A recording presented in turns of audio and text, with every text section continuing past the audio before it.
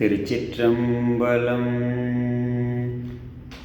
தெளிவு குருவின் திருமேனி காண்டல், தெளிவு குருவின் திருவார்த்தை கேட்டல், தெளிவு குருவின் திருநாமம் செப்பல், தெளிவு குரு குரு சிந்தித்தல் தானே. திருச்சிற்றம்பலம்.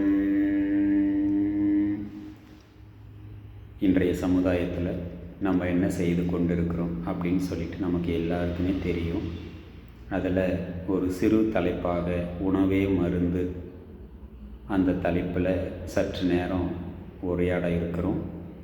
இந்த காணொளி எல்லாருக்கும் பயனுள்ள வகையில் இருக்கும் என்பது அடியனுடைய கருத்து. உணவே மருந்து, திருவள்ளுவருடைய ஒரு குறளோடு ஆரம்பிக்கலாம். மருந்தென வேண்டாவாம் யாக்கைக்கு அருந்தியது அற்றது போற்றி உணின். இந்த குறள் மனப்பாட குறளாக இருக்கும். நம்மளும் எழுதி பார்த்துருப்போம்.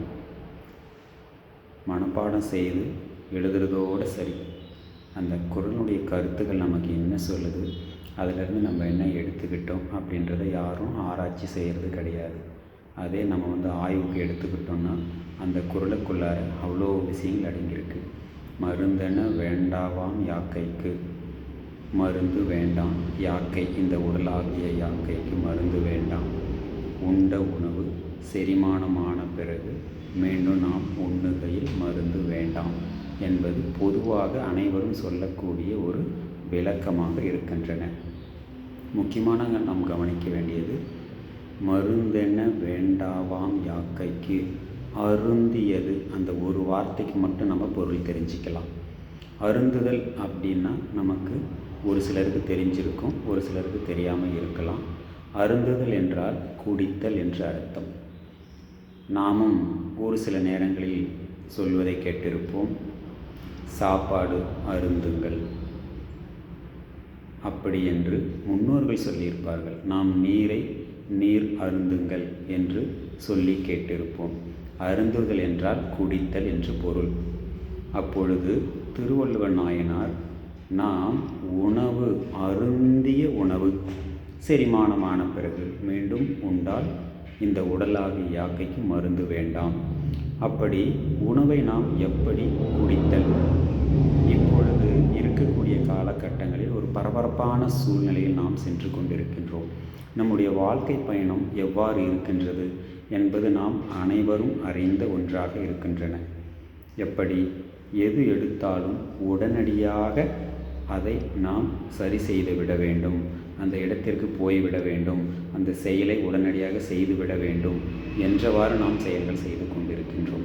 இதற்கு காரணம் எவ்வாறு இன்றைய வேக வளர்ச்சி, அதீத வளர்ச்சியின் பயனாக நம்முடைய மனதும் அதே போன்று வேகமாக செயல்பட ஆரம்பித்து விட்டன. நாமும் அதற்கு ஏற்றாற்போல் செயல்பட்டு கொண்டிருக்கின்றோம். அதே வேளையில் உணவு உண்பதற்கு நேரம் ஒதுக்குகிறோமோ என்று பார்த்தால் கண்டிப்பாக இல்லை என்று தான் சொல்ல வேண்டும். பரபரப்பான சூழ்நிலையில் நின்று கொண்டோ அல்லது நடந்து கொண்டோ அல்லது பேசிக்கொண்டோ அல்லது உரையாடி கொண்டோ வேகமாக உணவை, நாம் என்ன உணவு சாப்பிடுகின்றோம், அது என்ன சுவை அந்த உணவில் இருக்கின்றன, எதுவுமே தெரியாமல், அதை புரிந்து கொள்ளாமல், வேகத்தின் காரணமாக நேரமின்மை என்று சாக்கு போக்கு சொல்லிக்கொண்டு உடனடியாக அள்ளி போட்டுக்கொண்டு நம்முடைய அடுத்தடுத்த வேலைகளுக்கு சென்று விடுகின்றோம். இதில் நாம் பார்க்கும் பொழுது ஒரு நோய் வருவதற்கு முக்கிய காரணம், கருவியாக இருப்பது உணவு. அந்த உணவை முறையாக எடுத்துக்கொள்ளாத பொழுது நம்முடைய உடலை நோய் பாதிக்கின்றன. ஒரு பக்கம் தேவையற்ற பொருட்களை வாங்கி நாம் உண்ணுகின்றோம். அதன் விளைவாக பல்வேறு உபாதைகள் நம்முடைய உடலுக்கு ஏற்படுகின்றன. இன்னொரு பக்கம் அதே உபாதைகளை சரி செய்வதற்கு மருத்துவத்தை தேடி செல்கின்றோம். ஒரு பக்கம் பணம் செலவு செய்து தேவையற்ற பொருட்களை வாங்கி சாப்பிடுகின்றோம். மறுபக்கம் அதே அந்த உணவால் ஏற்பட்ட பாதிப்பை சரி செய்வதற்கு ஒரு பக்கம் செலவுகள் செய்து கொண்டிருக்கின்றோம். ஒன்று மட்டும் நீங்கள் உங்களுடைய மனதை கேட்டு பாருங்கள். இது சரியில்லை, இது தேவையில்லை, எனக்கு தேவையற்ற உணவு என்று தெரிந்திருந்தும் தவறு செய்கின்றோம். எவர் ஒருவரும் தெரியாமல் ஒரு தவறை செய்யவே முடியாது. தெரிந்தேதான் அந்த தவற்றை செய்கின்றார்கள். அப்படி இருக்கையில் நமக்கு ஏற்படும் துன்பங்களை நாம் அனுபவித்தே தீர வேண்டும். இன்றைய வாழ்க்கை பயணம் என்பது குறுகிய காலமாக இருக்கின்றது. அதனால் நாம் புரிந்து கொள்ள வேண்டியது என்னவென்றால், இந்த உணவை மருந்தாக மாற்ற வேண்டும். இன்றைய காலகட்டங்களில் மருந்து தான் நமக்கு உணவாக இருக்கின்றது. ஆனால் நம்முடைய முன்னோர்கள், நம்முடைய சித்தர்கள், ஞானிகள், ரிஷிகள் அனைவரும் நமக்கு சொல்லிக் கொடுத்த விஷயம் என்ன? நாம் உண்ணும் உணவே மருந்து.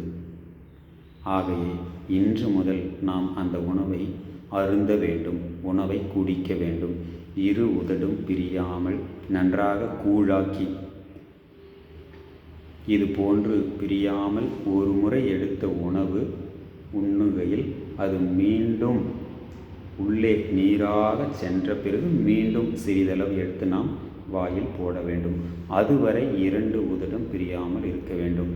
யாருடனும் பேசுதல், டிவி பார்த்தல், இது போன்ற மற்ற செயல்கள் இல்லாமல் இருத்தல் மிக மிக சிறப்பு. நாம் எந்த செயலை செய்கின்றோமோ அதில் மட்டுமே மனம் ஒருநிலைப்படுத்தி அந்த செயலை செய்தால் நமக்கு எல்லா விதத்திலும் நன்மையே நடக்கும் என்பதை புரிந்து கொண்டு, இன்று முதல் உணவு உண்ணுகையில் சற்று நேரம் ஒதுக்கி 10 நிமிடமோ 15 நிமிடமோ அவரவர்களுடைய உணவினுடைய அளவிற்கு ஏற்றவாறு நேரத்தை ஒதுக்கி மெதுவாக அரைத்து கூழாக்கி உணவை உண்ணுதல் வேண்டும். திருச்சிற்றம்பலம். உடம்பினை முன்னும் இழுக்கென்றிருந்தேன், உடம்பினுக்குள்ளே ஒரு பொருள் கண்டேன், உடம்புலே உத்தமன் கோயில் கொண்டான் என்று உடம்பினை யானிருந்தோம்புகின்றேனே. திருச்சிற்றம்பலம். நன்றி.